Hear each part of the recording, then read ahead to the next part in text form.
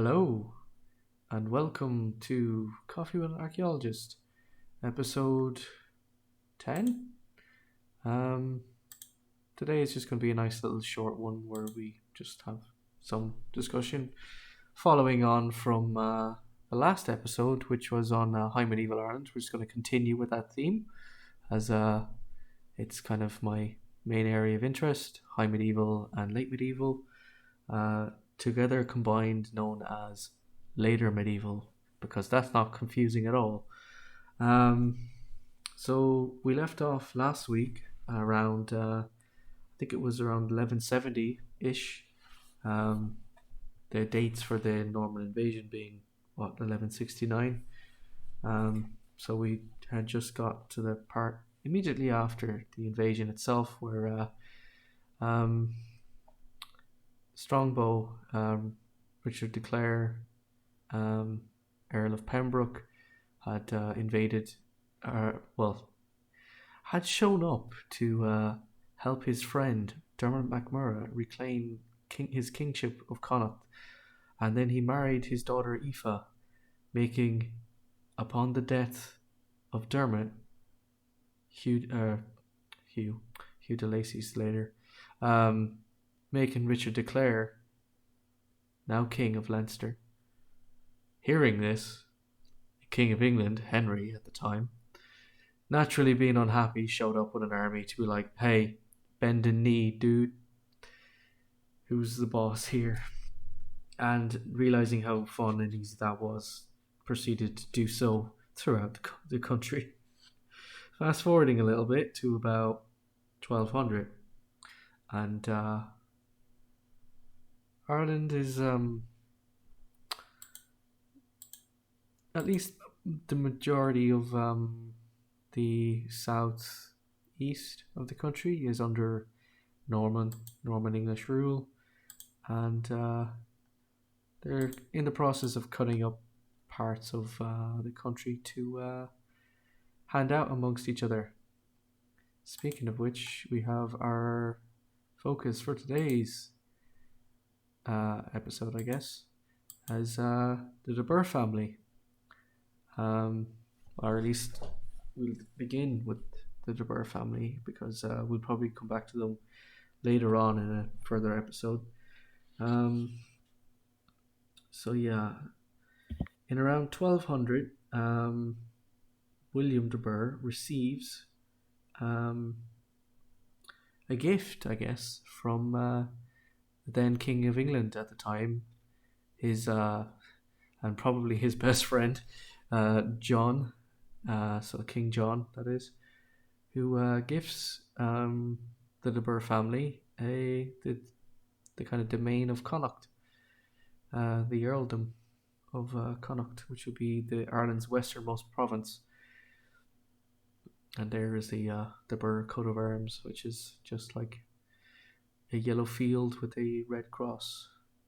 The red cross supposedly being the blood of a Saracen, as the De Burgh coat of arms is supposed to be originating from the Crusades, where a man with a yellow shield painted a red cross on it with his hand, using the blood of a Saracen. But whether or not that's true, it's a nice story. So the De Burghs are gifted Connacht in 1200. However, they don't actually do much about that. And there's a good reason for that. Because if you're familiar with the events in England in 1215, King John is forced to sign a particular document known as the Magna Carta. And one of the signatories on the king's side of that conflict is actually the De Burgh family. And I think his name is Hugh de Burgh, who also led the defence of England at the Battle of Sandwich, where the French attempted to land a invasion force used actually in the is it the Robin Hood that had Russell Crowe in it, where they had the kind of fucking over the top D-Day landing style event, but the real one actually happened at sea, and it was led by Hubert de Burgh, who was pretty cool. He then became Bishop of Kent, I think. But yeah, so his brother William receives Connacht, and between the goings on of the Magna Carta conflict and the Barons' War, King John also had an issue in France. The territories in France, he was losing significant amounts of territory in France. In fact, the majority of the what is it? It's not Aquitaine. It's the I have it written in front of me here. Where is it? Anavingian Empire. Hang on, I'll just stick up a card for that. The majority of the Anavingian Empire, where is it not working? Was being lost because John sucked at defending his territory. At this time that we're just talking about, Ireland would actually have that portion that would be under control. That portion is actually known as the Pale, so that would be under English control at this time, and probably Wales. But that's for another time. So where is my new one? Because I can close that one because that's old. So here's my new map of France. So we have the French campaign that took part in the early 1200s, where King John is moving his forces down towards a pretty big battle with the Arthur of Brittany and whatnot. They're down at the bottom of the map. We have on this side the English, on this side the French, and they're having a big fight. And you know who's also there? De Burgh. De Burgh is there. In fact, De Burgh is actually the jailer for the Prince of Burgundy, who mysteriously dies by magically falling out of the tower that they were in and washing up on the beach the following morning. So, yeah, De Burgh is actually caught up in a little bit of a controversy around this time, in that the mysterious death of an enemy of King John, a personal enemy of King John, mysteriously died while his best friend was holding him captor. Make up what you can take away from that yourselves. So after which, around 1230, so it took 30 years for the invasion of Galway to happen, or the invasion of Connacht, and then by which Galway, by William's son Richard de Burgh. I think it's Richard de Burgh. Am I getting them mixed up? There's so many de Burghs, it is getting confusing to follow out which one is which. Yeah, to Richard de Burgh. So Richard de Burgh, or Richard Og, I think it is. No, Richard Moore. So this is Big Richard, because there's so many Richards. Okay. He receives Connacht, and he brings an army into Connacht. I can probably close this window down because it's just going to add confusion. I'll turn on the Spanish Arch one again because that's a nice image. So actually not too far from where this video was recorded, there's a crossing point on the River Corrib. And yeah, at the time, this river, you can see it in the very bottom of the map, the river itself, or of the video, is at the time it was known as the River Galway, or the River Galliaf. And this is the scene for our great battle where the Norman army shows up in Galway and is completely defeated by some native Irish who happen to be living there. 2 years later, however, they return with Richard de Burgh and Hugh de Lacy and a bunch of other Norman knights all show up in Galway, and they are ready for the Battle of Galway 2, Electric Boogaloo, and they kick the native Irish ass.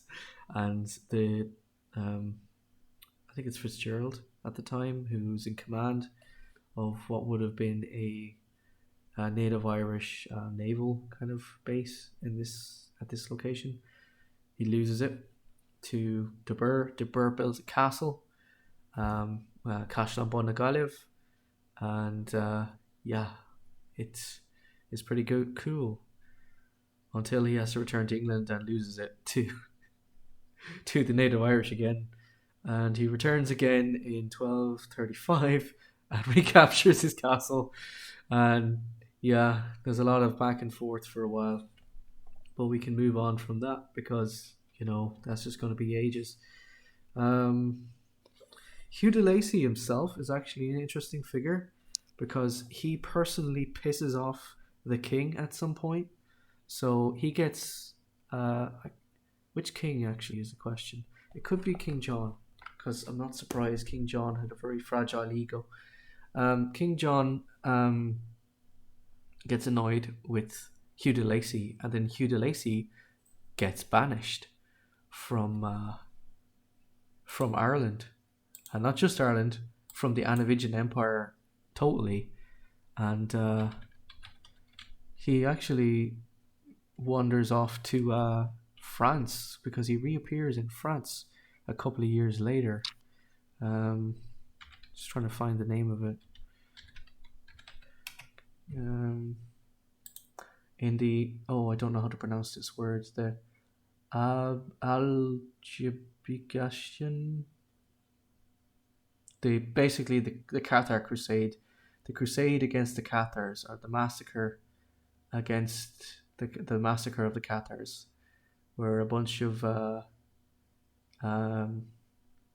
denomination that has split off the Catholic Church, primarily believing that the world was created by the devil and whatnot.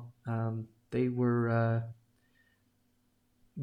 considered heretics, and a crusade was sent from France into what would have been southwestern France. So we're talking like northeast Spain and the Basque region, basically, and southern France, so like Carcassonne and whatnot. And among this crusade, one of the knights that appear as one of the prominent figures in it is because he's known as quite a good warrior at the time in this fighting for the Crusaders, is Hugh de Lacy, which is really weird that this knight who gets kicked out of Ireland just shows up in this random crusade in France. But I guess he's banned from his home. Where else is he going to go? He's going to go to a crusade to try and make amends. At least get the Pope on his side, because I believe the Pope had issues with King John. If you shag all of your barons' wives, naturally the barons will not be happy about that. Yep. King John is a bit of a dickhead. He's a funny character, but he's a massive dickhead. Trying to find some stuff to hand. We're still talking about the brother of Richard Lionheart, right? Oh, yeah, King John, yeah, Richard Lionheart's brother. Yeah, he kind of pissed off a lot of people, and that's why he lost his entire kingdom. Nearly got destroyed because of him being greedy. Actually, one of my favorite events of the Barons' War is the siege. Is it Reading? What's it called? Kent or Reading or something? Barons. What's it called? Ironclad. Ironclad did. The film recounts the siege of it's Rochester. That's what it's called. The siege of Rochester is my favorite thing from that war, and I'm trying to find the name of it. There he is. What's the name? Paul Giamatti. Have you ever heard of him, Korak? No. He's an American actor. He usually plays comedic characters. He Paul Giamatti played King John in this film. Uh, but yeah, it's a pretty good film. Well, it's crazy and highly inaccurate, but still like it's interesting. They at least added in the part where they had a bunch of pigs. Um, yeah, King John ordered a bunch of. He basically had diggers dig under the wall, and then he sent for some pigs from Ireland to be sent over, and they sent the pigs down into the tunnels and lit them on fire to make the wall collapse. Which is Did it work? oh yeah, it did. It knocked Okay. like half the castle was gone because of it. Collapsed half the castle. It's a really interesting battle. I think it was one of the last major sieges um, that happened, or at least it's one of the major sieges, one of few. Um, yeah, battles and sieges were not too common in medieval times, contrary to popular belief. They happen when they need to, but you don't really go after it because it costs a lot of resources. Siege is a massive expenditure. Mm-hmm. Yep. And takes a lot of time. Trying to think what else can I talk about. Trying to reorientate myself because I went off topic. So we were just talking about the siege of Rochester, which I think was 1215 ish. We then have no, I think that's 1216. I think that's the year after the treaty, like where they sign. Do I have it next to me? I don't. So basically, Court they signed Magna Carta, but King John wasn't happy, so he started tracking down everyone that made him sign it to trying to kill them all off. But his plan didn't work because he caught dysentery and died. It's inconvenient, isn't it? But yeah.